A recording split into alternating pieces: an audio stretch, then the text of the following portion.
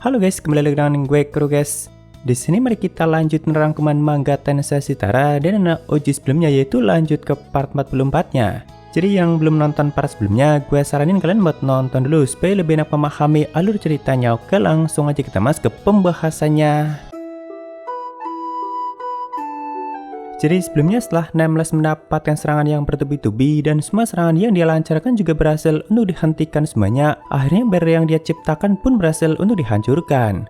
Walaupun baru 2 lapis yang berhasil Cruz hancurkan, tapi kan dalam situasi itu Nameless jadi terusan dipaksa untuk bertahan. Karena dia memang masih butuh waktu untuk bisa menggunakan semua kemampuan dari boss monster yang dia serap dengan maksimal.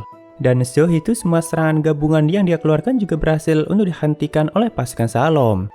Nah, jadi saat itu Nameless pun berniat untuk kabur lebih dulu, yaitu dengan menggunakan Silver Ward.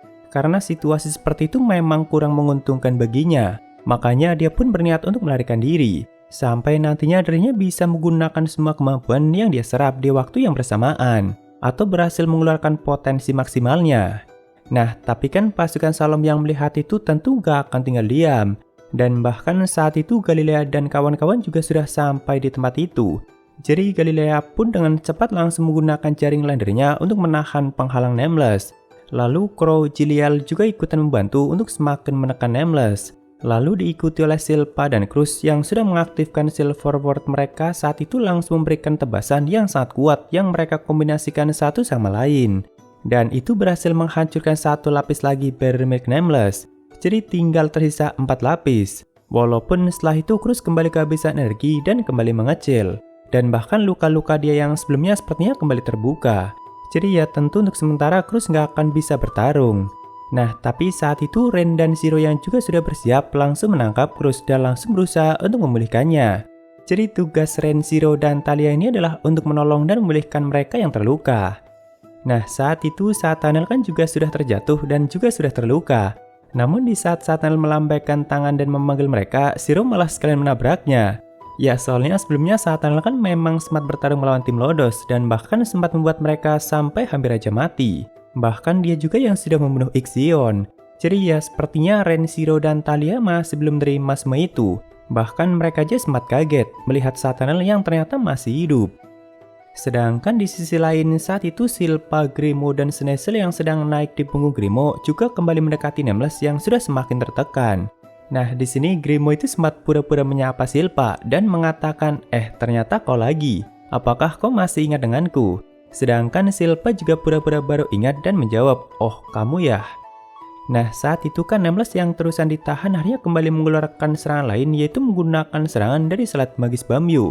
Tapi juga sambil membekukan waktu atau mengaktifkan Silver Ward-nya, yaitu untuk menyerang Silpa, Grimo, dan Sneasel yang memang sedang mendekatinya. Jadi tentu serangan itu bakal sangat berbahaya, karena Grimo gak akan bisa memblokir ataupun menghindari serangan itu. Kalau untuk Silpa sih langsung mengaktifkan Silver Ward-nya juga. Nah, tapi ternyata di saat serangan itu hampir saja mengenai kepala Grimo, Sneasel itu langsung membawa Grimo masuk ke dalam Silver Ward. Jadi untuk sementara Grimo itu bakal bisa bergerak di dalam dunia yang membeku itu. Karena Sneasel ini memang bisa mengaktifkan Silver Ward sama seperti Cruz dan Silpa. Dan bahkan ternyata bisa membuat orang lain masuk ke dalam mode itu juga. Walaupun memang butuh energi yang sangat besar untuk bisa melakukan itu. Makanya Sneasel pun langsung meminta Grimo untuk secepat mungkin menghentikan serangan itu. Saat itu Grimo pun langsung bersemangat dan langsung melesat ke depan untuk kembali mendaratkan serangan kuatnya. Dan itu berhasil menghancurkan satu lapis barrier milik Nameless lagi, yang berarti hanya tinggal 3 lapis. Tapi kan di saat itu juga Nameless malah semakin mengeluarkan serangan yang lebih kuat dan masih menggunakan serangan dari Selat Magis Bamyu. Sedangkan Silpa, Grimo, dan Sneasel udah kembali kehabisan energi dan tentunya nggak akan bisa menahan serangan itu. Awalnya tentu mereka udah sangat panik, kecuali Sneasel. Karena serangan yang digunakan kali ini yaitu Deep Sea Laser yang tentunya sangat kuat. Nah, cuma tiba-tiba sebelum serangan itu berhasil dilepaskan, ternyata anti-Excalibur Gitan sudah lebih dulu melenyapkan semua serangan itu. Lalu diikuti dengan True Excalibur-nya yang langsung menghancurkan satu lapis barrier milik Nameless. Ya walaupun cuma satu pedang doang, karena sepertinya kondisi Gitan masih belum pulih. Jadi hanya tinggal tersisa 2 lapis barrier. Bahkan Gitan aja sampai mengatakan kalau pelindung yang diciptakan Nameless itu memang sangat kuat dan juga sangat padat. Makanya satu pedang True Excalibur Gitan itu hanya bisa menghancurkan satu lapis saja. Walaupun ya gue yakin jika Gitan dalam kondisi yang baik, kemungkinan dia bakal mampu menghancurkan semua barrier itu seorang diri. Karena pertahanan dengan probabilitas tanpa batas saja bisa dia hancurkan dengan True Excalibur-nya itu. Dan barusan satu pedang True Excalibur-nya pun mampu menghancurkan satu lapis. Sedangkan di kondisi normalnya Gitan punya 10 pedang. Nah, saat itu Nameless yang semakin merasa terpojok akhirnya langsung menggunakan 3 kemampuan sekaligus, yaitu Sorcery, Invulnerability, dan Cultist, dan itu dikombinasikan semuanya. Tujuannya adalah untuk semakin memperkuat 2 lapis pelindung yang masih tersisa sampai batas maksimal, dan juga untuk kembali mencoba melarikan diri. Panas yang dihasilkan dari kemampuan itu juga sampai melelehkan area sekitarnya. Jadi begitu Nameless mulai bergerak, Galilea Jiliel dan kawan-kawan yang dari tadi menahan Nameless pun jadi terhempas semuanya. Nah, tapi saat itu dari arah lain ada Sylvie yang menggunakan Daiguardia sedang melesat dengan kecepatan yang sangat tinggi. Lalu begitu Daiguardia berhasil menahan pelindung Nameless, Sylvie pun langsung menggunakan serangan laser yang sangat kuat untuk menghancurkan pelindung itu. Dan lagi-lagi berhasil menghancurkan satu lapis. Jadi hanya tinggal tersisa satu lapis lagi. Walaupun sebagian tubuh Daiguardia juga ikutan terhempas dan bahkan sebagian langsung dihancurkan oleh Nameless. Cuma Sylvie-nya masih berhasil selamat. Tapi kan para pasukan yang lain semuanya sudah hampir kehabisan energi dan hampir semuanya sudah pada terluka. Sedangkan Nameless mulai bisa bebas bergerak dan bisa menyerang mereka dengan bebas. Nah, tapi kan tentu Sneasel juga sudah memprediksi situasi itu dan sudah menyiapkan satu orang lagi yang bakal menghancurkan lapisan pelindung terakhir itu. Yaitu Tao yang seperti biasa selalu muncul di saat-saat yang sangat genting seperti ini. Pokoknya Tao itu selalu mengkeren cuy. Jadi saat itu seperti biasa dengan menggunakan teknik dan kekuatan Ki-nya yang sangat kuat, Tao pun berhasil menghancurkan lapisan pelindung yang terakhir. Nah, di sini sempat dijelaskan kenapa pelindung yang Nameless ciptakan itu bisa sangat kuat. Intinya jadi selain memperkuatnya dengan beberapa kemampuan dari para boss monster yang dia serap, pelindung itu juga terus-terusan diisi dengan mana yang super padat.